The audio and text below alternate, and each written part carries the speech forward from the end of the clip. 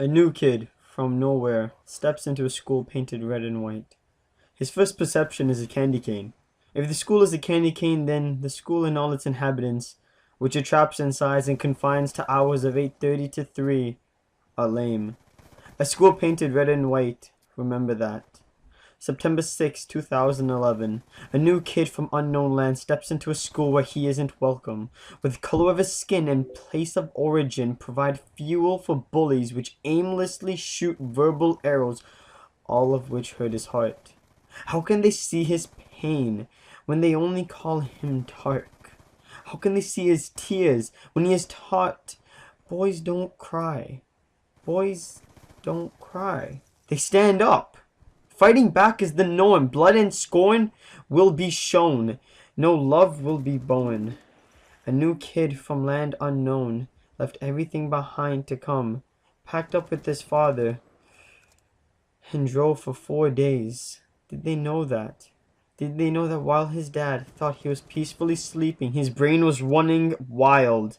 Acid and cocaine couldn't contain him. He was an emotional mess. Strap him to a chair and lock him away. He was deranged Hannibal Lecter. He was angry, mood swings every moment. Happiness seemed bitter. A sour taste of trickery corrupted his tongue. How could a 14-year-old know such vile feelings? How could every thought in his young pubescent head walking home was what he'd do to another bully if he was alone with them? How ruthless his beatdown would be. No mercy for those who hurt him. No sympathy for the weak. The young boy only knew no one was stronger than he. No one went through what he did. No one bore his pain. His pain a weapon only nations of mass terror could dream of. Nukes and chemical showers were inferior to him. His rage and torment bred fury. He saw everyone who experienced joy as the enemy. How could others be happy whilst he wilted away what once was a rose, drained of its beauty, leaves poisoned and fallen off? Once standing tall, now limps over in defeat against forces greater than it. Could anyone see this? How words slashed his spirits, how kids would pull branches of water over him whilst he hurried along to class in the rain. Drenched his tears would cover with the rain whilst his tormentors laughed. In gym, how he'd be picked on for trying to impress others, thinking that it'll ease off the bullies. Or him scoring in football only led to more ridicule. How often he'd hear that his color wasn't accepted in certain sports. How he was placed under a stereotype by people who saw his surface. September 6, 2011. A young boy from unknown origins enters a school painted red and white. What he believes to be the color of the Red Cross, helping those in need. Yet this holy cross only brought him pain. He felt Jesus' pain as he bore his own holy cross.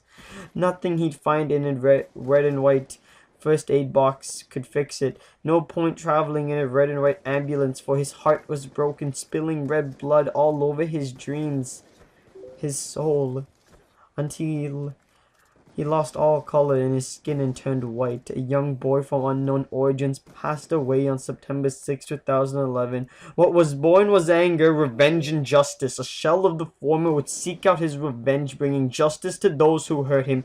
Filled only with anger, a shell which would go to bed disgusted with this place people could call a home. A shell which would wake up and yell at the top of its lungs, "No one cared for you. Therefore none shall be cared for by you." Sought no friends, only enemies. Sought no forgiveness, only remorse for words or actions done. A shell of its master, polar opposites. See what this candy land has done. Like a cavity, it ruined the young man's joyful smile. Pain in his mouth made him frown. Tears from the pain made his eyes red. I guess the boy was a loser, as did many others believe. He was, as did himself, a loser who lost himself in everything he stood for, a loser who'll be forgotten in time. Nothing he'll do will matter within the confines of his prison. Beware the boy who steps forth on September 6, 2011. He wears a mask of damnation to hide his blemishes, done violently like lies told to him by elders that the future is brighter.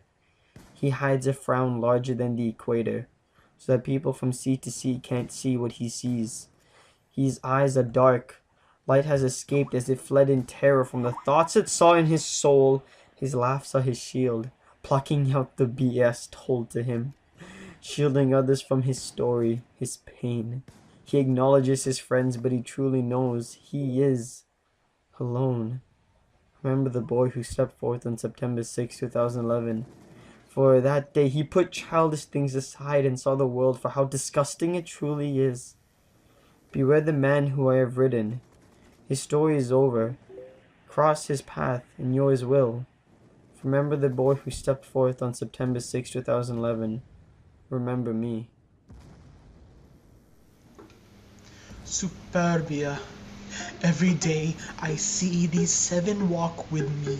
Each seem to be lost in their own thoughts, but none would I ever dare to cross. I walk, and the 7 follow, never far behind, yet never too close, forever silent, ever watching, ever listening.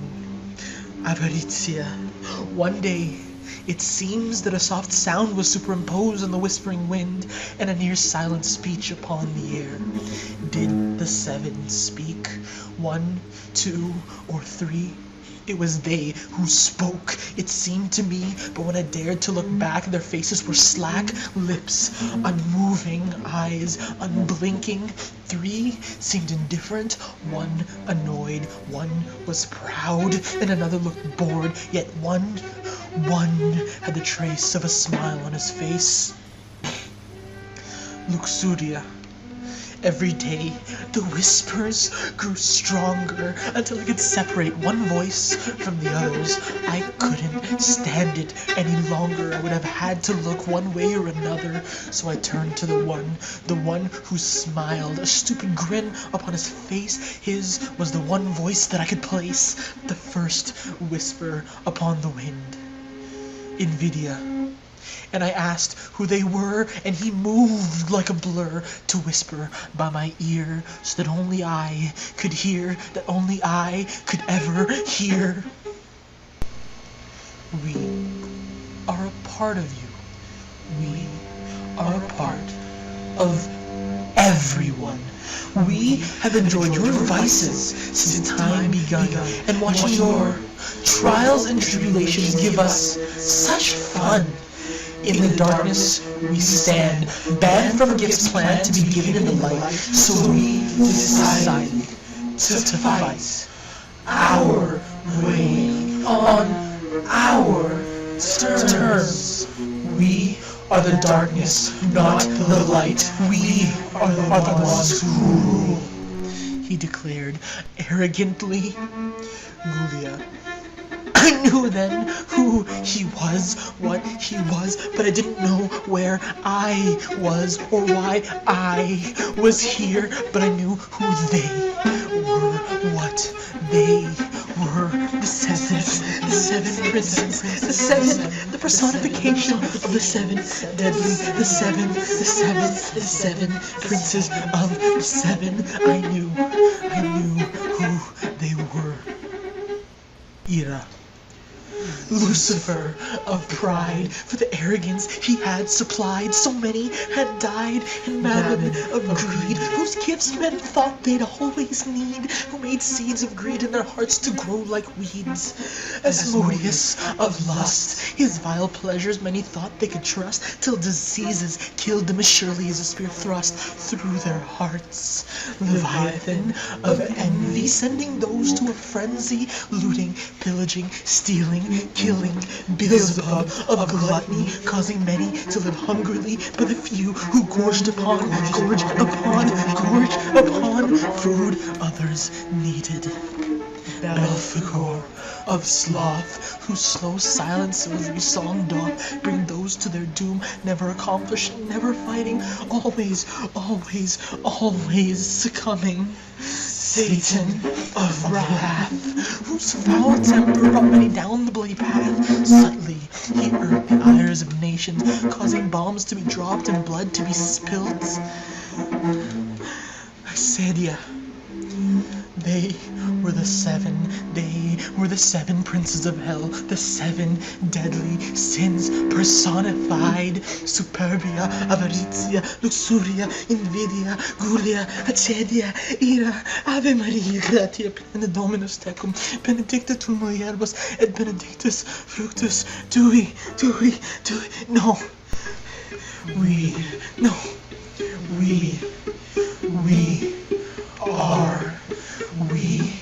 are the seven, and we are the darkness, not the light. Our triumph shall make everything right. Against us you cannot fight. We are with you each day and every night. So the seven say to you, sleep tight, we won't bite.